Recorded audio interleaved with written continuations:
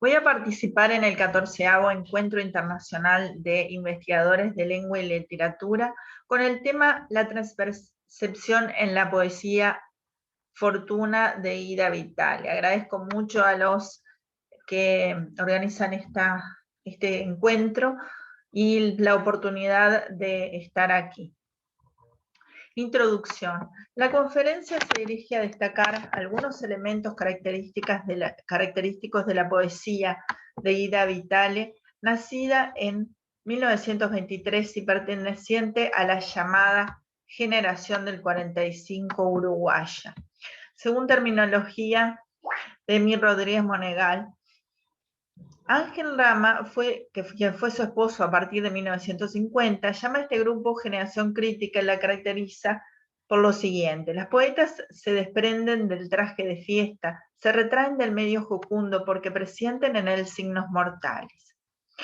Ida Vitale vivió en sus primeras décadas de vida en el Uruguay llamado la Suiza de América, que se destacó en el plano político por tener un voto femenino aprobado desde el año 1932. Se analizarán algunos aspectos sobresalientes en el sentido de asunción de la mujer como sujeto en la poesía Fortuna, que pertenece al poemario Trema, publicado en el año 2005.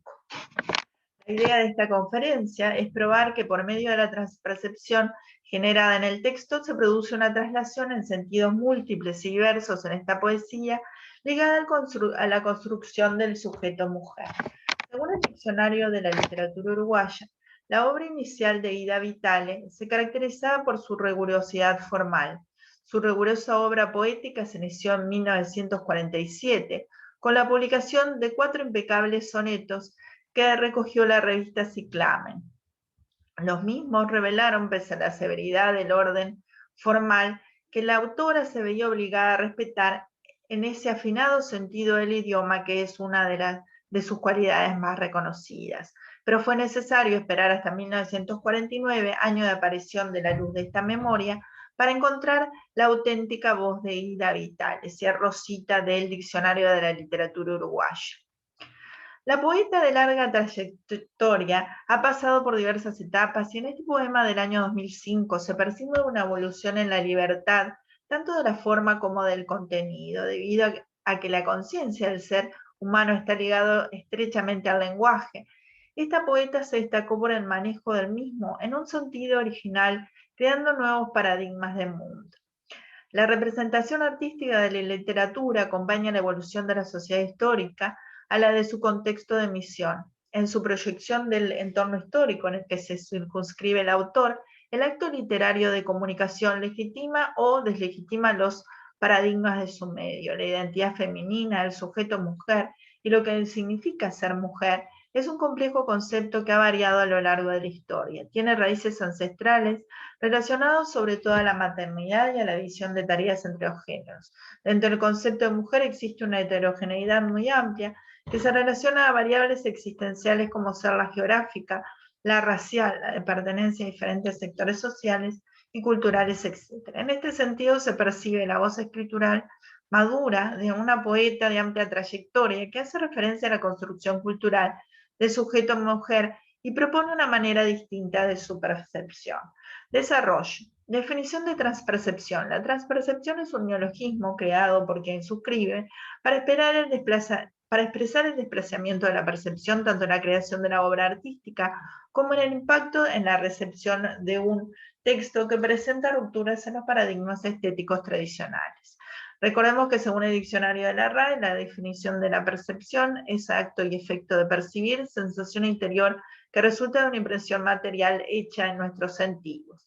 El prefijo trans significa al otro lado, a través de. Lo que se quiere dar a entender por transpercepción es una percepción que está al otro lado de la percepción, constituyendo una sensación del otro lado de las sensaciones que podemos adquirir por la impresión directa de algo material. La transpercepción se produce en un doble plano. Por una parte, el proceso racional de creación de la obra artística por parte del autor, y por otra parte, en el plano de la recepción del lector a través de una captación que implica una percepción singular por medio de la lectura del texto. Se considera el preciso cis, prefijo que significa de la parte o del lado de acá. Entonces la cispercepción es la percepción que se identifica con la percepción que ya poseemos de una cosa y que al leer el texto artístico se confirma y ratifica, mientras que la transpercepción es la que se conseguiría a través de una lectura de un texto que aporta nuevos modelos de mundo ajenos al cliché o el antiguo paradigma de nuestros sentidos. Por medio de la transpercepción, los desplazamientos en la constitución de sentido en el polo artístico generarían la modificación en el polo estético del lector mediante el descubrimiento de percepciones nuevas por medio de la lectura del texto, puesto que plantearía una nueva percepción del mundo. La idea de transpercepción implicaría no solo la recepción del texto artístico, sino su creación intencional por parte de la emisión del mismo. Para clarificar todos los niveles que implicaría esta teoría, voy a dividir el análisis en dos puntos. En el 2.1 me referiría al plano de creación artística y en el 2.2 al plano de recepción por parte del lector. La transpercepción en la creación, nivel paratextual. El título Fortuna es un poema que desde su título anuncia la buena suerte, la situación positiva, la situación del yo lírico en una situación favorable. Es preanunciada, ya que según el diccionario de la RAE, la palabra fortuna significa una circunstancia casual de personas y cosas, o una suerte favorable. El creador, emisor de la obra, procura semantizar desde el comienzo un estado favorecido del ser que genera una expectación en torno al contenido subsiguiente. El género y la rima. Fortuna pertenece al género lírico, siendo la forma del poema una tirada de 19 versos que a primera vista parecen ser libres, es decir, sin medida ni rima, pero en un estudio pormenorizado se encuentra el empleo predominante de heptasílabos alternados con versos de medida libre y con endecasílabos. Se encuentra una libertad en la creación de la forma que trasciende la precisión clásica para su mejor expresión a nivel semántico. La mayoría de versos están libres de rima, pero se pueden estudiar algunas rimas, por ejemplo, rimas asonantes graves, manejadas con libertad en los versos que finalizan en mutilada, cabras, palabras y mirada, y también en los versos querida, día y misma. Nivel gramatical. Se destaca la utilización del infinitivo en varios verbos y en este sentido se pueden encontrar varias divisiones en el poema. En primer lugar, simplemente el infinitivo, disfrutar, hablar, caminar. Luego continúan una serie de verbos también en infinitivo, pero precedidos del adverbio de negación no. No ser casada, no desfilar, no admitir.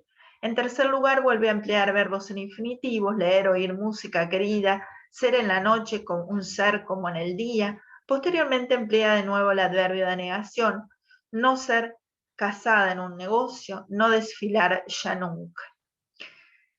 Y no admitir palabras. Finalmente termina con una aseveración también en infinitivo, ser humano, mujer, y ni más ni menos.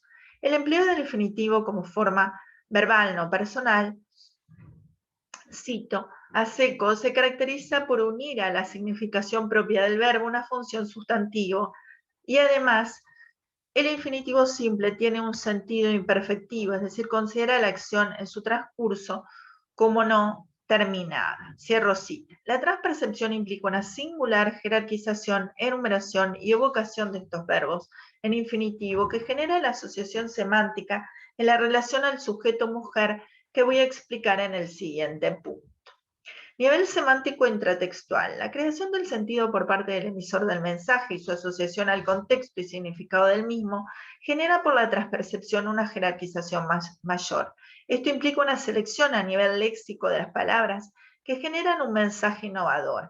El tema general del poema es la fortuna de ser mujer en las circunstancias vitales del contexto de emisión. En primer lugar, siguiendo la visión gramatical recién señalada, se pueden reconocer a nivel semántico tres grandes subtemas: la libertad del ser y las conquistas del ser femenino, que se encuentran relacionados a lo que es el tema principal, que indica desde el título y se cierra al final, que es la fortuna de ser mujer. La libertad. Los verbos en infinitivo para indicar una situación de libertad unido al poder de lo que se enuncia, se puede realizar, es decir, un poder hacer, inclusive un poder de equivocación, disfrutar del error y de su enmienda. Señala así la capacidad ligada a una naciente mujer sujeto, que se reconoce a sí misma como plausible de derechos, inclusive del error. Estos verbos en infinitivo indican diferentes capacidades, de las que ese yo lírico se sitúa en una situación de poder y capacidad, es decir, de libertad de obrar, porque hasta del error se siente capaz de disfrutar, es decir, de ubicarse en una situación de libertad, tanto de realizar las diferentes actividades como del error y de la enmienda. El reconocimiento de sí misma como humana, con funciones tan básicas y sagradas como haber podido, hablar, caminar, con verbos que más allá del sentido meramente denotativo, y se transforman en metáforas de las cualidades de la libertad. La primera palabra hablar, asociada a connotaciones de expresión en su más amplio sentido, el tener una voz y ser escuchada, y la segunda, caminar, con las connotaciones de libertad de opción y de elección en la vida, ligada estrechamente a la posibilidad de equivocación planteada en los dos primeros versos. El camino como metáfora de vida libre y sin ataduras, que completa con las metáforas del verso siguiente, no existir mutilada. Es de vital importancia la mención de la capacidad de hablar, que posteriormente en generaciones futuras dentro del mismo país por la situación dictatorial, será una situación mutilada y hasta el día de hoy la llamada generación de la dictadura se ha visto impedida de su voz. La voz, hablar, es la expresión del ser y de la conciencia intelectual, una autoafirmación y concienciación del individuo mujer en el mundo. En este primer momento se encuentran dos verbos precedidos del adverbio de negación no existir mutilada, no entrar en o sí en iglesias, que en realidad se asocian a elementos positivos, puesto que la metáfora está asociada a las connotaciones de limitaciones o impedimentos, pero el adverbio no transforma en algo positivo, ya que es una cualidad negativa que no se soporta. La mención a la libertad de cultos o creencias que ya incluyen a la mujer en un contexto general de época que implica a sus coetáneos y coterráneos, ya que implican un lugar asociado a la falta de coerción, es decir, la falta de alguien que lo obligue en ese sentido. El ser. El segundo momento, la posibilidad de acceso a la educación en las artes, habilita a la mujer a su plena educación y a la jerarquización de su esencia femenina. Leer, oír, la música querida. La cualidad metafísica del ser tanto en la noche como en el día implica no solo la asunción de sí misma como individuo intelectual, sino también su posibilidad de ser mujer en relación a su género, su asunción de feminidad, ser en la noche un ser como en el día. Se observa un control en la elección léxica que señala el disfrute pero no el exceso, es decir, no se evidencian en las palabras una alegría desmedida o desmesurada. Las conquistas. En un tercer momento se refiere implícitamente a las conquistas que han conseguido las generaciones anteriores, de las que ella, por fortuna de nacer en ese momento histórico, se ha visto favorecida. De nuevo, el adverbio de negación no se asocia a la limitación, sino a la posibilidad de obtención de más libertades, en este caso en relación a la sociedad y a la sujeción de la mujer en diversos ámbitos, tanto en el ámbito intrafamiliar, no ser casada, en un negocio, sufrir gobierno de parientes o legal lapidación, es decir, que su posibilidad como sujeto está unida implícitamente a la circunstancia afortunada de su momento histórico y lugar de nacimiento. La no admisión de palabras implica la negación de la imposición de los terceros en la vida y los actos de ellas, no desfilarse nunca, no admitir palabras que pongan en la sangre limaduras de hierro. La libertad es aquí en relación con la sociedad y la metáfora se asocia a la coerción, represión y sujeción por diferentes medios. El poema finaliza con la animación a otras mujeres al descubrimiento de sí mismas, indicado por medio del pronombre personal de segunda persona del singular, ti, con el refuerzo significativo del adjetivo mismo, a descubrir por ti misma otro ser no previsto en el puente de la mirada, ser humano y mujer y nada, ni más ni menos. En este caso, el empleo del infinitivo implica la propuesta de conocerse a sí misma sin la intermediación del otro, que metafóricamente está aludido por el puente de la mirada. Es el incentivo del autoconocimiento sin negociación a través del otro. Y finalmente, la aseveración de constitución del ser primero como humano es el reconocimiento de lo biológico imperfecto y temporal, y luego como mujer. Enfatiza el ser mujer en un sentido metafísico y refuerza con la expresión final, ni más ni menos. La igualdad entre los géneros con toda la carga semántica que implica la histórica desigualdad anterior. La transpercepción en la recepción. El lector receptor del mensaje fortuna recibe el mensaje singular y logra el placer estético de su intelección por medio de la transpercepción, que significa la asimilación de una propuesta nueva del tema anunciado en el título. La transpercepción está en el planteo de la fortuna, es decir, en la dicha de vivir y de ser mujer con el goce de todas sus capacidades. La identidad femenina, el sujeto mujer y lo que significa ser mujer, es un complejo concepto que ha variado a lo largo de la historia.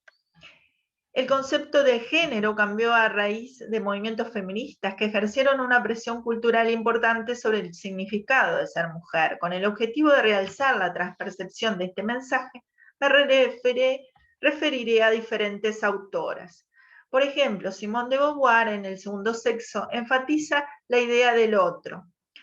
Abro comillas, la categoría del otro es tan original como la conciencia misma, cierro, cita. Señala que desde las sociedades más primitivas y la antigua mitología se produce la dualidad entre el concepto mismo y del otro. Posteriormente se traslada a la mujer esa cualidad, considerando que la mujer no nace, sino que se hace a través de las pautas culturales que le imprimen la adhesión a un género. Señala la importancia de la alteridad en las diferentes colectividades. Ninguna colectividad se define nunca como una, sino coloca inmediatamente a lo otro enfrente de sí. Reflexiona sobre la sumisión de la mujer y establece a la mujer, abro cita, la mujer se determina y diferencia con relación al hombre y no este con relación a ella. Esta es lo inesencial frente a lo esencial. Él es el sujeto, él es lo que absoluto, ella es el otro. Cierro cita. El hecho de constituirse el otro para la mujer tiene una doble desventaja, pues no solo es lo que singulariza por la oposición negativa, es decir, el sujeto y lo que no es él, sino que además ella constituye un objeto frente a lo que sería el sujeto masculino. Es decir, la mujer, según esta perspectiva, no define su ser por sí misma, sino en una relación de inferioridad respecto al principal que sería el hombre. Siendo Hegel, abro cita, el sujeto no se plantea si no es bajo forma de oposición, pues pretende afirmarse como lo esencial y constituir al otro en inesencial, en objeto.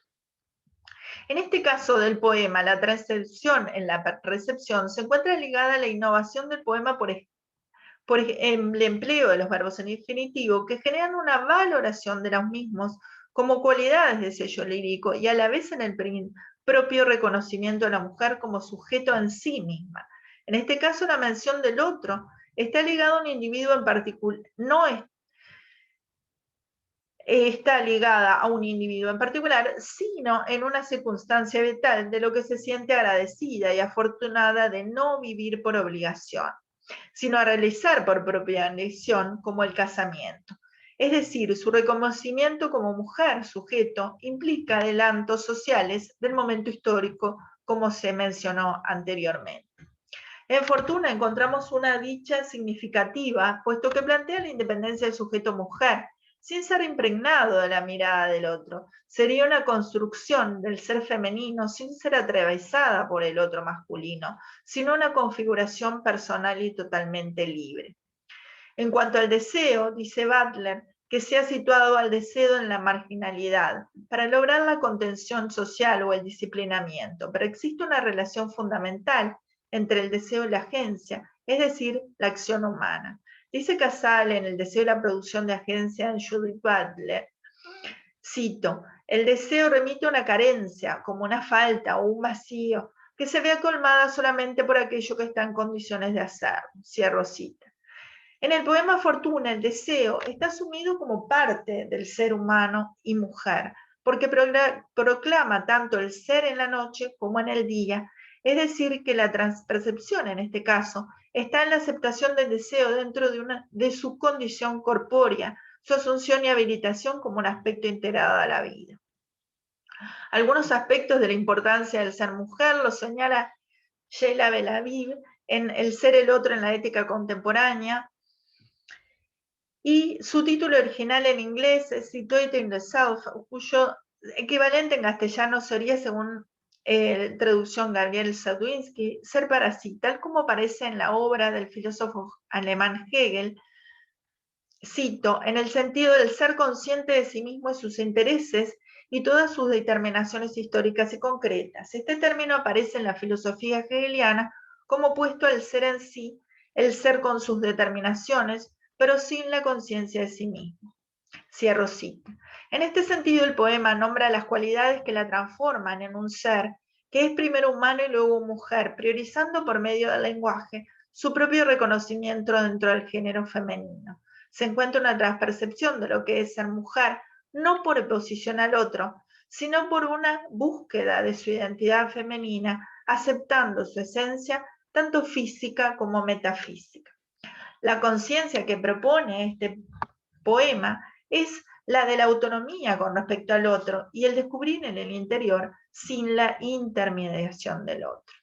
Conclusión, en Fortuna se encuentra una transpercepción tanto en la creación como en la recepción del texto. Este poema logra superar tabúes y formas de visualización de la mujer, creando un punto de comprensión de la misma por la fortuna de serlo. La conciencia del ser mujer atraviesa el poema, inaugurando formas de captación, nuevas formas de captación del sujeto femenino y animando a las lectoras a la asunción y al descubrimiento de sí mismas.